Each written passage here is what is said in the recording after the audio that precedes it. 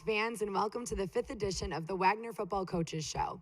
I'm your host, Katie Russell, and joining me today are inside linebacker Jared Williams and running back Matthias McKinnon, as well as head coach Jason Hotaling. This Saturday, the Seahawks travel to Columbia to take on the Lions at 6 p.m. A reminder to all TD Club members that Wagner Athletics will be providing a fan bus to the Columbia game this weekend. The bus will depart from campus at 3:30 p.m. and the cost is $30 per person. Contact Mike Miller at 718-420-4008 for more information or to register. Up first with me today is fifth-year senior from Poughkeepsie, New York, inside linebacker Jared Williams. How are you today, Jared? I'm doing well, and yourself? I'm doing very well. Thanks for asking. So first, my first question for you is, your experience here at Wagner. Can you tell me a little bit about what you do outside of football at Wagner? So throughout my career here, I've done a lot of leadership engagement work and whatnot. Now going into my grad year, so starting in business, I've transitioned to director of intramural sports. Nice. And so that's what I've been working on. That's awesome. So you're busy outside the field too. That's really good. A little bit. Yeah. Busy. That's great. So what has been your favorite memory here at Wagner? 2012 championship, 2014 championship. I mean, being a part of this program and winning. Yes. To be honest, I'll say maybe 12. It's very nice. Very nice. Well, there have been, a great tradition of inside linebackers here at Wagner. What does it feel like to be manning that position for the team this year? Just doing your job, trying to get a win right now. That's what I'm focused on right now. Just going out and getting better from week to week. Nice. Do you feel like you're kind of like a mentor to the younger kids coming in? They kind of look up to you. So I feel like any time that you've been a part of something for more than 3-4 years, people just naturally look toward you for guidance and to see just the way that you do things, and just trying to be that guy to do things right so people could look and then we could continue this great tradition we have. Right, absolutely. Well, this past weekend against Robert Morris, you had 7 tackles, totaling 20 tackles so far for the season. How would you assess your performance this season so far? Just okay, Okay. We're 0-4 right now. I think I could do more. Right. And I think that we as a whole just need to do more. Right. What is kind of your mentality going into the games, knowing that we're looking for your first win? What kind of mentality do you have?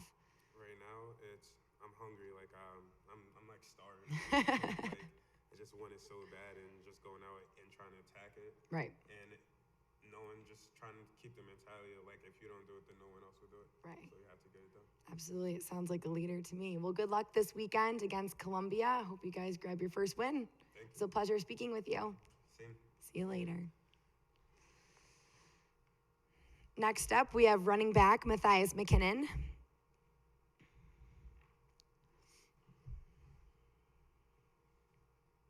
Hey, Matthias, how are you? I'm good.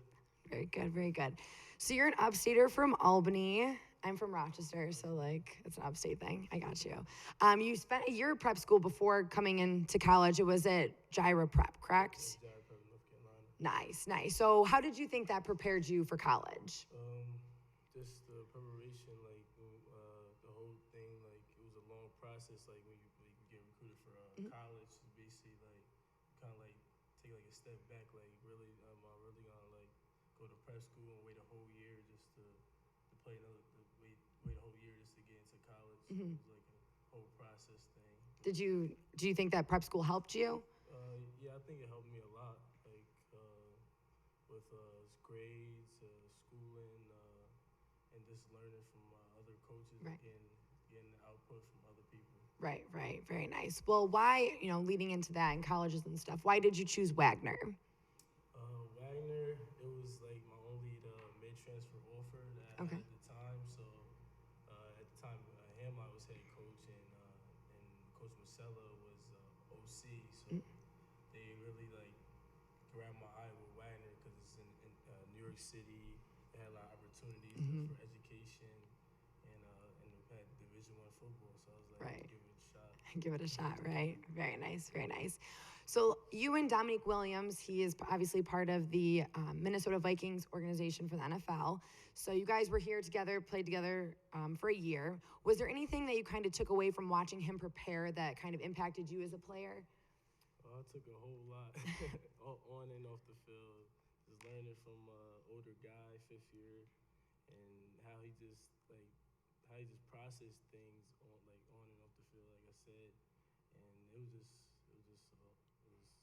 I was thankful just to have him in front of me. Right. Do you kind of see him as like a mentor kind of person in Yeah, your I life? still talk to him till today. Still give me tips on how I should prepare for next week, and how I should come into summer camp, and how I should do, Nice. like work out off season. Yeah. So it definitely is a positive thing. Like it's a good thing to have on my Yeah, side. that's really cool. That's really nice. Good connections.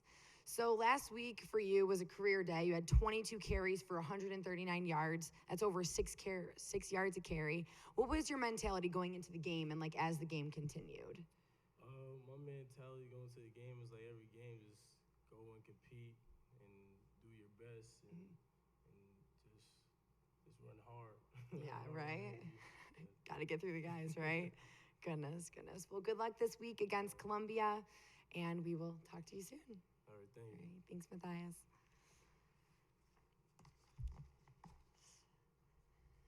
And lastly, we have first-year head coach Jason Hoteling. Hi, Coach. How are you? Great, Katie. How are you? I'm doing great. Thanks for asking. So this week we have a non-conference. It's actually a rare Ivy League matchup against Columbia. We haven't played them yet. You guys are coming off a tough conference opener loss to Robert Morris last week. It's kind of a game of missed opportunities. However, there were lots of positives, especially in our defense, our special teams, our running game. Yeah, I think, coming off of that game, there definitely were positives, like you said. I mean, the defense obviously played outstanding, and I've said it, and now it's Tuesday, and we've kind of moved on to Columbia. But, I said it after the game, and I said it to the guys on Sunday. It was probably the best defensive effort we've had all year, and I credit the guys for their preparation all week. Right. The staff did a great job, and the players just went out and they did what they knew they could do, and they ran around and played extremely hard. We're very, very physical. I talked to Very Jared physical. after the game or on Sunday, I talked about him to everybody, just how he was, I saw him flying over the piles. I saw Toomer running sideline to sideline. I saw Hilliard, Harris, Barnett, all those guys that have been here who really, like Jared just said, just are so hungry for a win, and they went out and did whatever they could to get it done. And special teams wise, there was some positives there. And offensively, we ran it the best we've run it all year, but we didn't throw the ball well enough. So as the whole game as an overview, there were certainly positives, but what we took away from it as a group is, hey, we have to finish just like we said last week. At the end of the day, we didn't finish on offense. Their offense made enough plays to get the W, and then defensively, their defense stopped us, and we needed to get one more stop, and we just didn't get it done. So, overall, continuing to evaluate, but today was a great practice, and you think about it Saturday night, obviously, you think about it Sunday, but then once we got out there today and just to see the attitudes of the guys and how they're persevering and just continuing to work, it puts everything into perspective. It's a new challenge, it's a new week. New challenge, new week. What kind of, what are you specifically implementing in practice this week? It hasn't changed. The only thing we talk about more, and we did it today, is just finishing. The period 23 through 26, I think that word was yelled out by every coach on the staff, and just making sure we're executing our assignments to the best of our ability. I think the message and the process hasn't changed. I don't think that needs to change. It's just how we're executing. Okay. And I think we had some things offensively last week that we didn't respond real well to adversity. We lost the center, and I said it, in the post-game interview. Eddie Garcia, I feel bad for him right now. He's a kid that's worked extremely hard and was playing really, really well. And then for him to go down on that series, and we didn't react real well to that after the fact. Like I said, I just feel bad for the kid right now. But we just got to continue to get better. Right. Absolutely. Well, kind of moving on to this week's challenge, we have Columbia coming in. They're coming in on a pretty long losing streak, but they did hire a former longtime head coach, Al Bagnoli. He's kind of an old school coach from the University of Pennsylvania. Are you at all familiar with him? Yeah, Coach Bagnoli obviously has a tremendous reputation. When I was at Cornell, we played at Penn. I think it was his not his final season, but second to last, I guess. Okay. And his teams are always really well prepared. They play extremely hard, and Columbia, you mentioned, their previous couple years. Well, after watching the film and seeing these guys last week against Princeton, they're a very good football team, and they have good players, and we're gonna have to play well, just like any week. Absolutely. And seeing them play so far this year, Columbia, they've vastly improved, and they're playing, a very competitive brand of football. They opened at Fordham. They're a traditional power. They put up 24 points in a 44-24 loss. And then in week 2, they played another Patriot League team, Georgetown. And then last week they played at Columbia, which is a very high quality opponent, and they played a defensive game. They only lost 10-5. So, what kind of what are we thinking going there? They're a good football team. There's no question about it. They have good players. They're sound, both sides of the ball. They do a great job coaching. Their staff does a tremendous job, and we've looked at all the statistics, and we're very much the same as far as average per play. I think we're 4.9, they're 4.8. Giving up average per play, I think we're 5.7, they're 5.8. So the numbers are really, really tight across the board, and we've looked at all of them like we do every week, and it's a really good football team. They stop the run really well.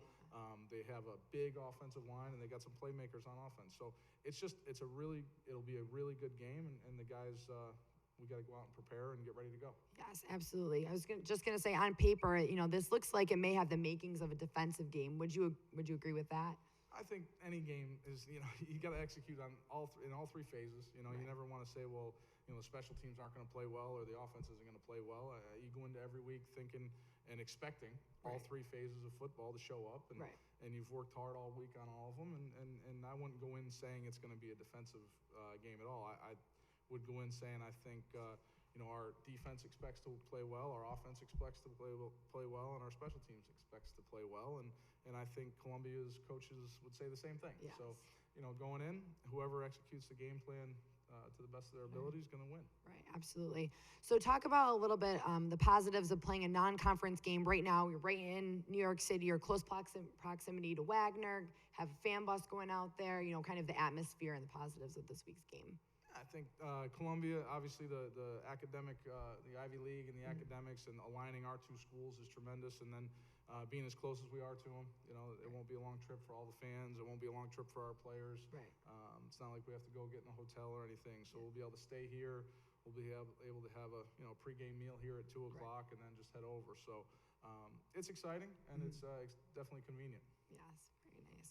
Well, looks like that's all I have for you today, Coach.